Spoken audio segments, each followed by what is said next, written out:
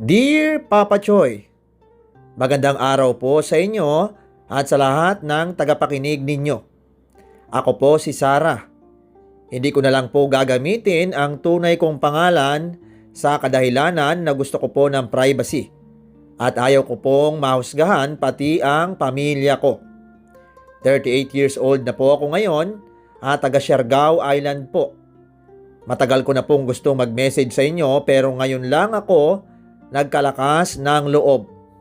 Kasi Papa Choy, may sikreto akong bitbit na hanggang ngayon ay wala pa ring nakakaalam kahit pamilya ko. Hindi ko alam kung tama ba yung ginawa ko. Pero ginawa ko yon dahil sa sobrang desperado ko lang na magkaroon ng anak. Sana po ay mapakinggan ninyo ang kwento ko hanggang sa dulo. Masaya yung araw ng kasal namin ni Aldwin. As in yung tipong kahit simpleng setup lang ay ramdam mo yung saya. Sa maliit na simbahan lang dito sa amin kami kinasal. Tapos yung paligid, puro mga taong kilala namin. Yung iba kamag-anak, yung iba kaibigan. Tapos syempre, mga kapitbahay na piling ninong at ninang na rin. Naka-white gown ako nun. Hindi siya sobrang bongga pero para sa akin ay ang ganda ko ron. Si Aldwin naman nakabarong. Tapos halatang kinakabahan siya pero nakangiti lang. Yung smile niya ay yung ngiti na parang sa wakas ako na talaga. Habang naglalakad papunta sa altar ay nanginginig yung kamay ko. Hindi dahil sa takot, kundi dahil sa sobrang saya. Kasi ilang taon ko ring pinangarap na ikasal. Tapos, yun na, nandun na ako. Pagdating sa bow part, ay dun na ako halos maiyak. Sarah, simula nang dumating ka sa buhay ko, parang nagkaroon ng kulay yung mundo ko. Pangako ko, aalagaan kita. Hindi man tayo perfect, pero pipiliin pa rin kita araw-araw. Sabi ni Aldwin habang hawak niya ang kamay ko. Ako naman ay parang hindi ko alam kung paano ko sasabihin lahat. Pero huminga ako ng malalim tapos saka nagsalita. Aldwin, hindi ko man alam kung anong haharapin natin sa future. Pero ang alam ko, gusto kong kasama ka lagi. Ikaw yung tahanan ko. Ikaw yung pahinga ko. Pangako, hindi kita iiwan. Kahit anong mangyari. Nagpalakpakan lahat. Yung iba sumisigaw pa at yung mga tropa namin nag-yi. Tapos tawa kami ng tawa. Pagkatapos noon ay nagsuot na kami ng singsing. You may now kiss the bride. Grabe yung sigawan nung sinabi yun ng pari Papa Choy. Halos gusto ko na lang magtago sa hiya. Pero syempre, kinis ako ni Aldwin. Saglit lang yung kiss, pero ang sarap sa feeling. Doon ko mas naramdaman na asawa ko na talaga siya. Paglabas namin ng simbahan ay andun yung mga nag-aabang na tao. May mga bulaklak, may bigas, tapos yung iba nagtatapo ng petals. Ang saya lang. Yung tipong kahit pawis na pawis ka na, okay lang, kasi memorable. After noon, diretso na kami sa kainan. Sa isang maliit na venue lang malapit sa beach. Hindi siya yung sosyal na hotel, pero maganda pa rin. May mga ilaw-ilaw, mga simpleng stage, tapos may mga lamesang puno ng pagkain. Lechon, pansit, chicken, at syempre yung paborito ng lahat, Shanghai. Habang kumakain kami, ay paikot-ikot kami ni Aldwin para mag-thank you sa mga bisita. May mga ninong na nagbibiro pa. Oh, kailan nyo kami bibigyan ng apo? Tapos tatawa lang kami, sabay sabi ni Aldwin. Soon po. Tapos habang nasa gitna kami ng kainan at kasiyahan, ay biglang lumapit yung isa naming pinsan dala yung cellphone. Sis, may video call oh. Sabi niya. Pagtingin ko sa screen ay si Kurt. Napangiti ako agad. Si Kurt kasi ay kuya ni Aldwin. 1 year pa lang siyang nakalis papuntang Dubai. Binata, masipag, Tapos sobrang close nila ni Aldwin. At close din kami ni Kurt. Kasi nung college, Papa Choy, kabatch ko siya. Same kami ng course noon. Tapos siya yung tipo ng tao na palabiro. Laging may energy. Tapos parang kahit sino kaya niyang kaibiganin. Kaya nung naging kami ni Aldwin, ay mabilis din akong naging komportable kay Kurt. Kinuha ni Aldwin yung phone at sinagot. "Uy kuya!" Sigaw niya. Lumabas ang mukha ni Kurt sa screen, pawis siya, halatang galing trabaho. Pero sobrang lapad ng ngiti. "Congrats bro! Grabe! Ang ganda niyo tignan! Sana all talaga!" Sabi niya. Tumawa kami tapos lumapit ako sa camera. "Kuya Kurt, I miss you." Sabi ko naman. "Ay wow, kuya agad.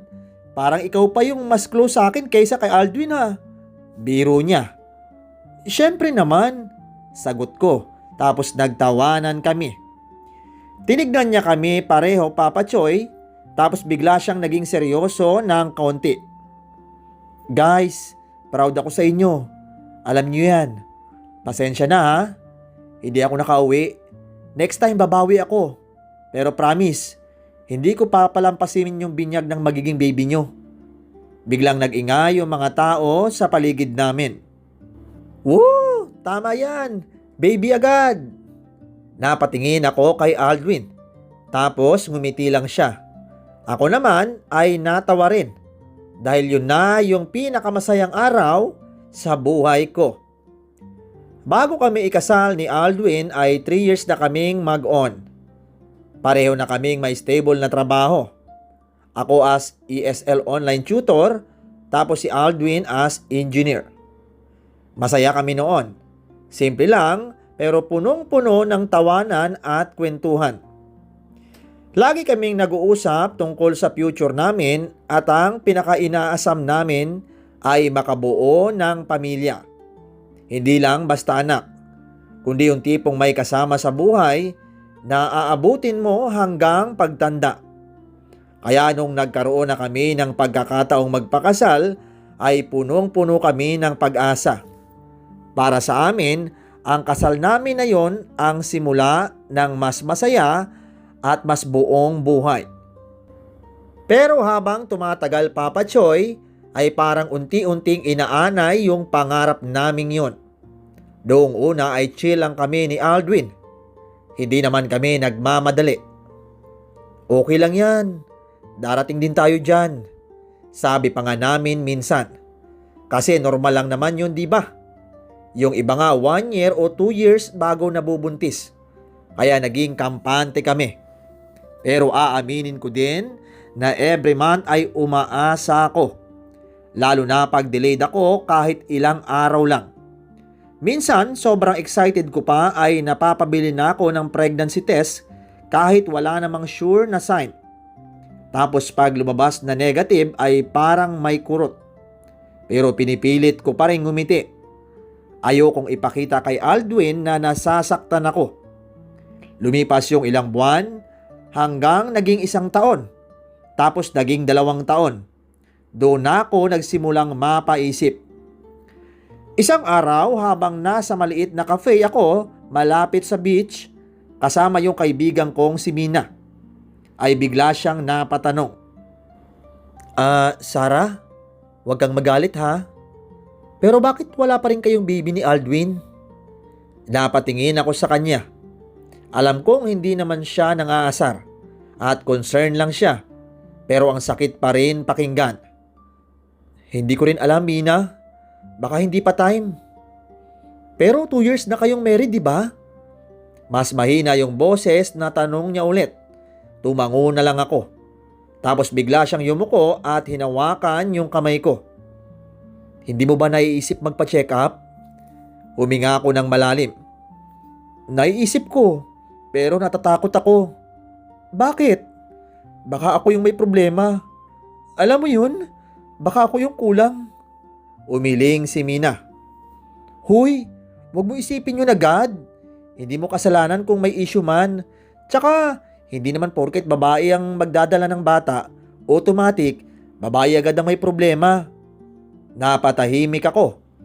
Kasi totoo naman yung sinabi niya. Pero sa mundo namin ay parang ganon yung laging sinasabi ng mga tao. Tumingin siya sa akin. Sarah, magpa-check up na kayo para at least may sagot kaysa araw-araw kang mag-overthink. Hindi ko na napigilang mapangiti ng konti. Ang diretso mo talagang magsalita. Hindi naman sa ganun. Siyempre concern lang ako. Tsaka friend mo ko at kilala kita. Ayoko na umiiyak ka na lang sa gabi. Tapos kinabukasan kunyari okay ka. Napatungo ako. Kasi parang alam niya lahat kahit hindi ko sinasabi. Pero kahit may advice na ganon ay matagal pa rin bago namin ginawa. Kasi ang totoo ay umaasa pa rin ako na baka biglang mangyari na lang. Baka isang araw, magising ako na may positive na test. Baka ganun lang. Pero hindi nangyari. Hanggang sa umabot kami ng 5 years. 5 years na kaming kasal pero wala pa rin. Doon na kami nag-decide ni Aldwin na magpa-check up Papa Choy. Una ako, tapos siya. Akala ko ako yung may problema. Kasi syempre babae ako. Ako yung magdadala. Ako yung dapat mabuntis. Pagkatapos ng check-up ko ay sinabi ng doktor na normal naman daw lahat sa akin. Healthy ako at walang issue. Paglabas ko ng clinic ay si Aldwin yung kasunod. Umupo ako sa waiting area. Hawak ko yung envelope ng result ko. Parang gusto kong maging masaya kasi okay ako pero hindi ko magawang ngumiti. Lumipas yung ilang minuto hanggang lumabas si Aldwin. Pagkakita ko sa kanya ay alam ko agad. Tahimik siya, hindi siya umiiyak pero yung mata niya parang pagod Papa Choy. Yung ngiti niya ay pilit. Lumapit siya sa akin at umupo sa tabi ko. Oh, ano daw sabi? Tanong ko. Hindi siya agad sumagot. Tumingin lang siya sa papel tapos sa kanya ibinigay sa akin. May problema daw sa akin. Mahina niyang sabi. Papa Choy, parang biglang humina yung paligid. Parang hindi ko na narinig yung ingay ng ibang tao. Yung tunog sa paligid. Yung footsteps, lahat parang nawala. Anong ibig mong sabihin? Nanginginig na yung boses ko na tanong ko ulit. 50-50 daw yung chance. Hindi naman imposible pero mahihirapan tayo. Nabasa ko yung papel. Ang daming medical terms na hindi ko maintindihan. Pero isang bagay lang yung naintindihan ko. Na hindi kami basta-basta magkakaanak. Pag-uwi namin ay hindi kami masyadong nagsasalita.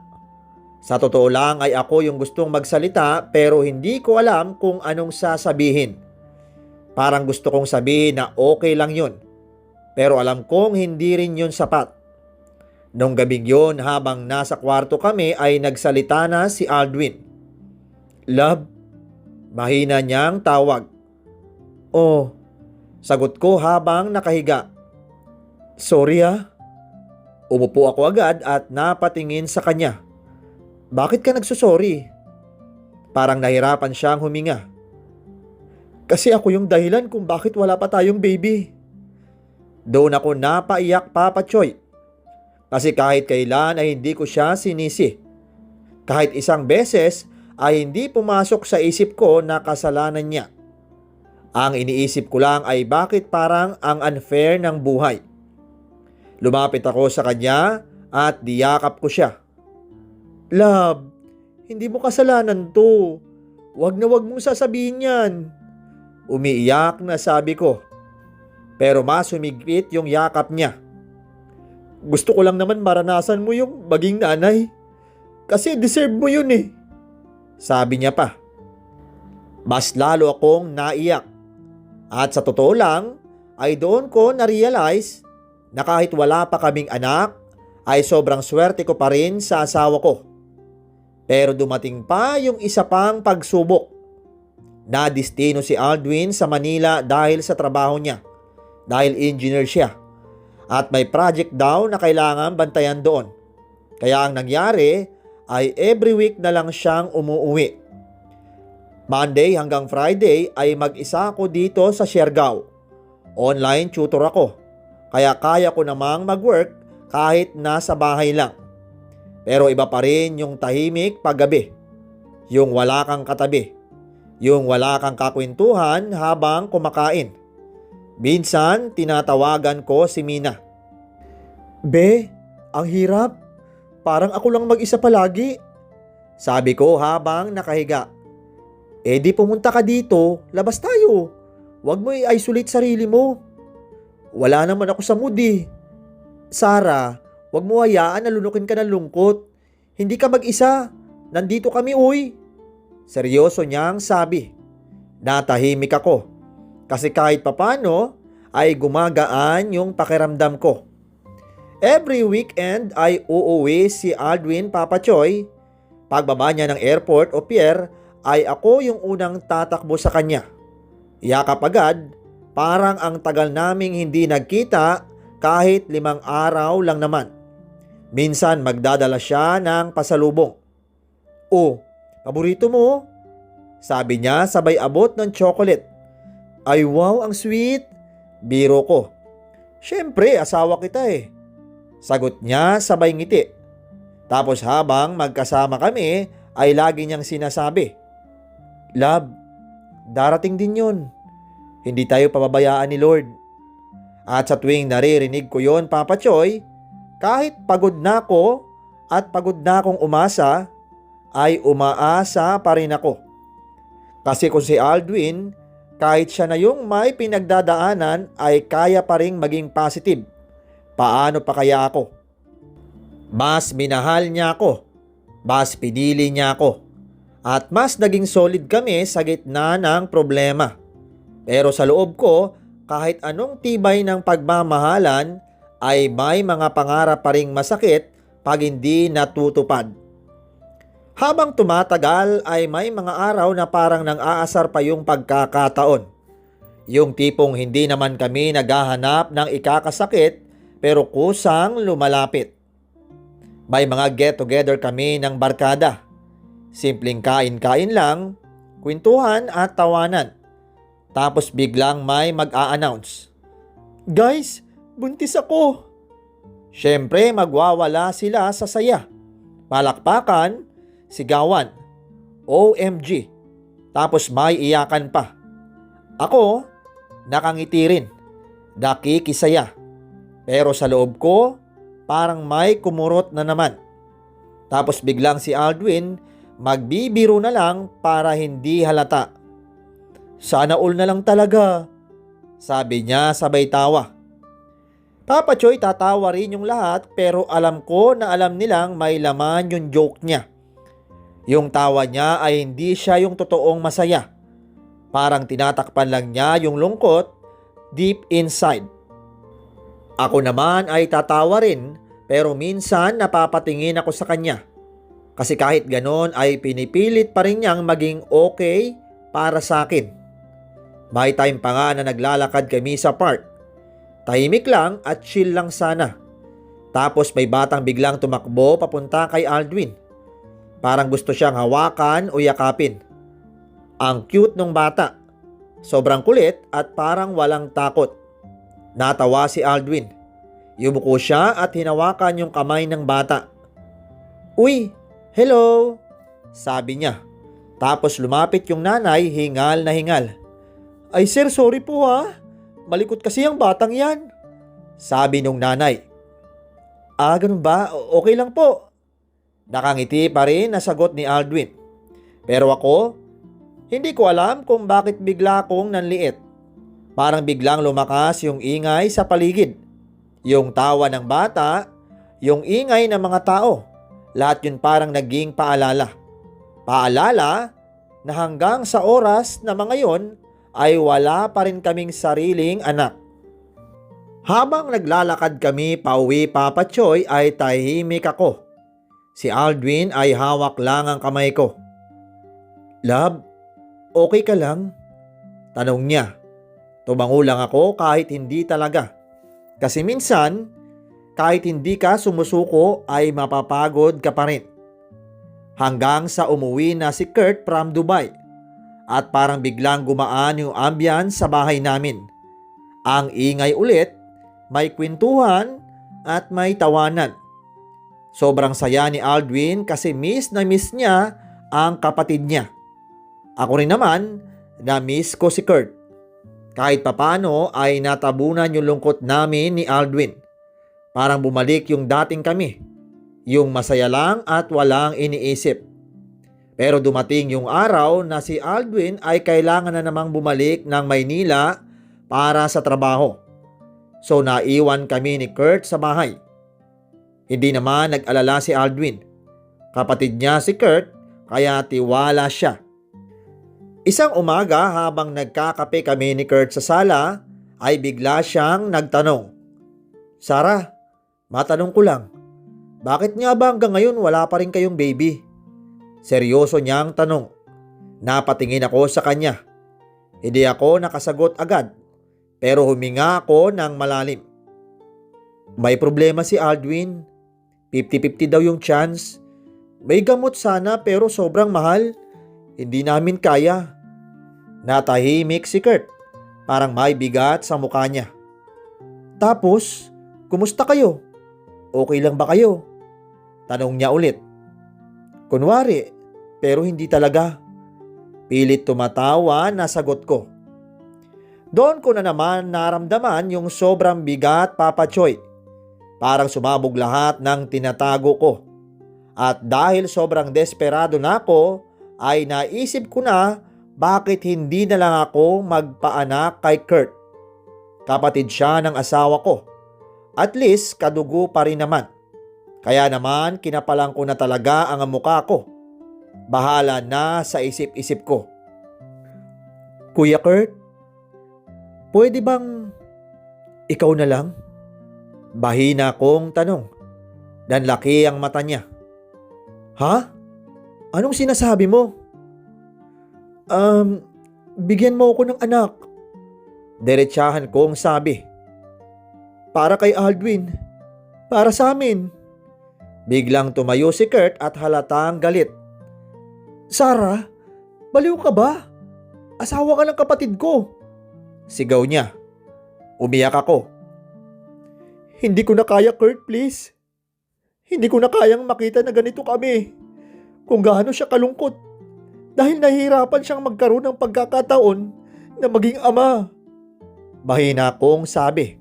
Pero umalis siya. At simula noon ay hindi na niya ako pinapansin. Tahimik lang siya, cold kumbaga. Sa harap ni Aldwin, kunwari okay kami. Nagbibiro pa siya na parang walang nangyari. Pero pag kaming dalawa lang, ay parang hangin lang ako. Hanggang sa isang gabi ay nilagnat si Kurt, Papa Choy. Nanginginig siya at basang-basa ng pawis. Si Aldwin ay wala. Nasa Manila. Ako lang yung naroon. Wala akong choice. Inalagaan ko siya. Pinainom ko ng gamot at pinunasan ko ng bimpo. Habang pinupunasan ko siya, ay bigla niyang hinawakan ang kamay ko. Sarah, mahina niyang sabi. Napatingin ako sa kanya. Tapos bigla siyang lumapit at nagulat na lang ako dahil magkalapat na ang aming mga labi. Nabigla ako. Pero sa sobrang halo-halo ng emosyon ay hindi na ako pumalag.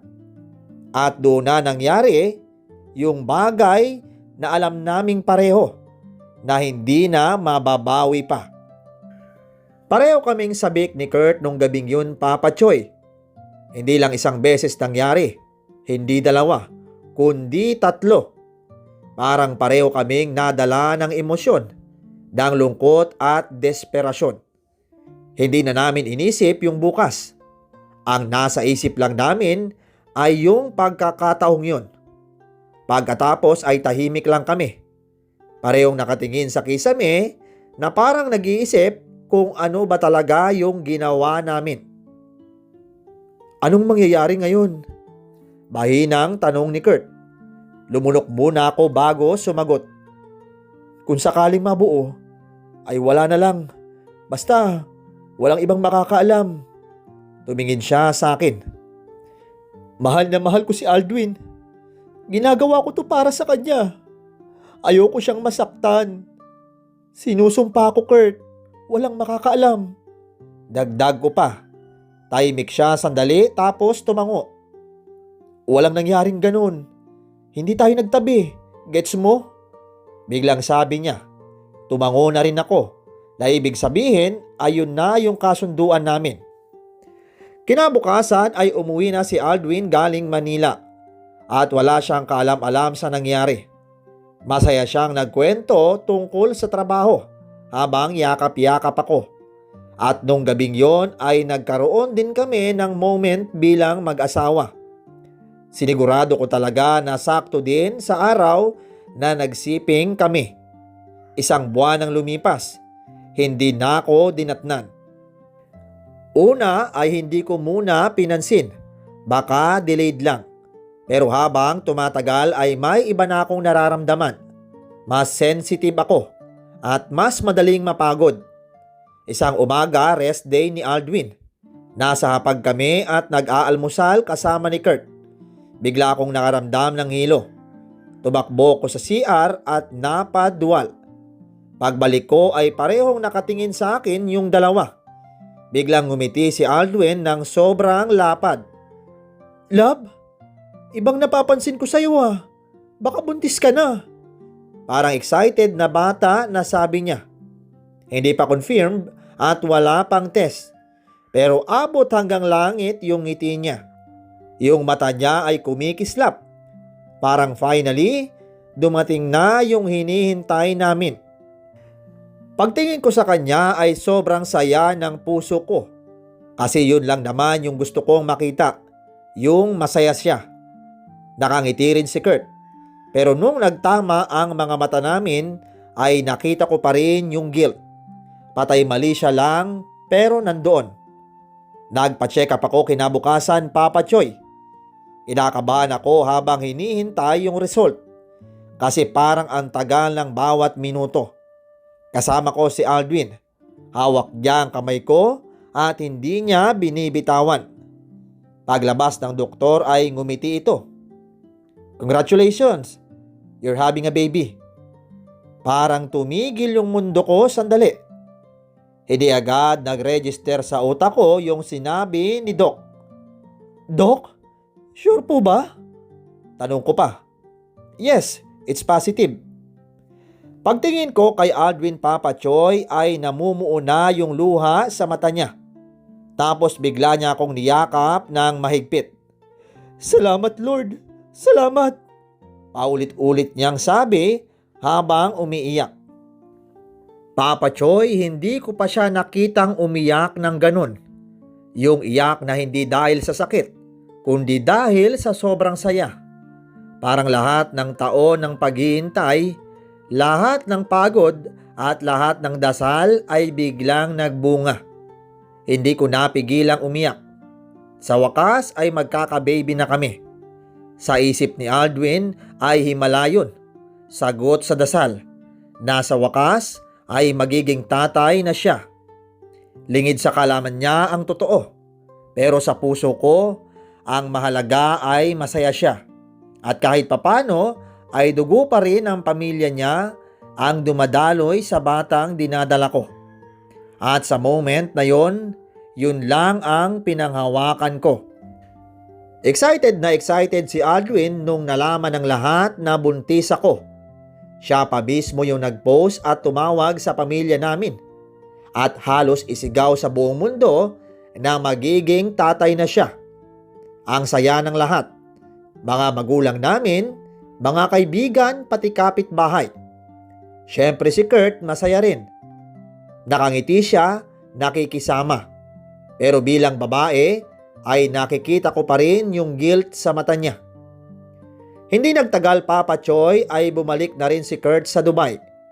At doon na siya nagdesisyon na mag-stay for good. Hindi na siya umuwi ulit ng matagal. Gets ko yun. Siguro, mas madali para sa kanya na malayo. Ngayon, mahigit 5 taon na ang anak ko. Tuwing birthday niya ay si Kurt ang sponsor. Tahimik lang siyang sumusuporta. Walang may alam. Maayos pa rin naming itinatago ang lihim. Alam kong huhusgahan ako ng iba matapos nilang marinig sa kwento ko. Pero bilang isang ina ay ginawa ko ang akala kong makakapagpasaya sa pamilya ko. Papa Choy, minsan mali ang paraan, pero ang intensyon ay pagmamahal.